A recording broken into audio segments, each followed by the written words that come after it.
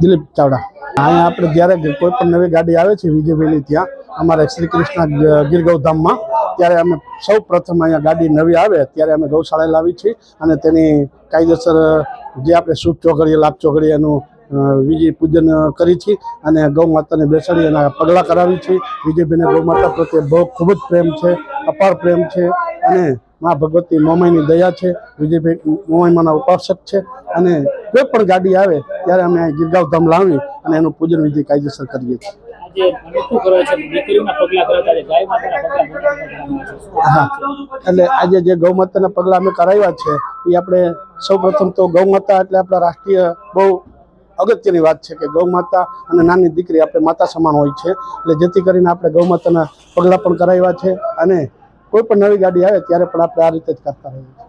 વિજય બાબુભાઈ વાઘ, શ્રી કૃષ્ણ ગીરગૌધામ।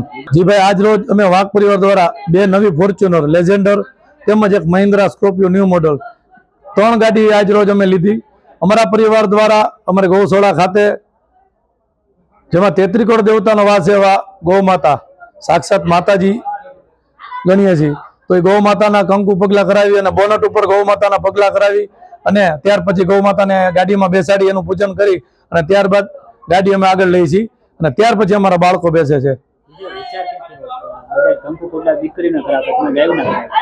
ભાઈ સ્વાભાવિક છે, આ તો વણાઈ લોહીમાં આવે છે, આ તો વર્ષોથી છે, સ્વાભાવિક છે। ગામમાં આપણે ગૌ માતાના પૂજન થતા એટલે ભાગ્યશાળી છીએ આપણે। અને આપના માધ્યમથી એટલું કહેવા માંગીશ કે આવનારી પેઢીને કે ગૌ માતા પ્રત્યે સંવર્ધન સૂત્રે, બીજું ગૌ માતા પ્રત્યે લાગણીઓ વધે, માણસોને ખ્યાલ આવે ગૌ માતા શું છે, એના માટેના અમારા પ્રયત્નો છે, એટલા કરીએ છીએ।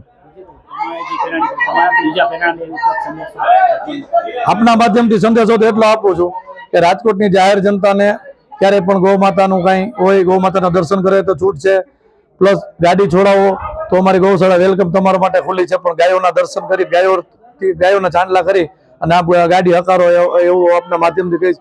અને બીજું આપના માધ્યમથી એ પણ કહેવા માંગુ છું કે દીકરીના લગ્ન થતે દાયજામાં એક ગા આપો, સમયની માંગ છે અત્યારે, ભલે સિટીમાં કદાચ ન રાખી શકો પણ બને તો 1 ગા 2 ગા દીકરીને દાયજામાં આપો, એવું આપના માધ્યમથી હું કહેવા માંગુ છું।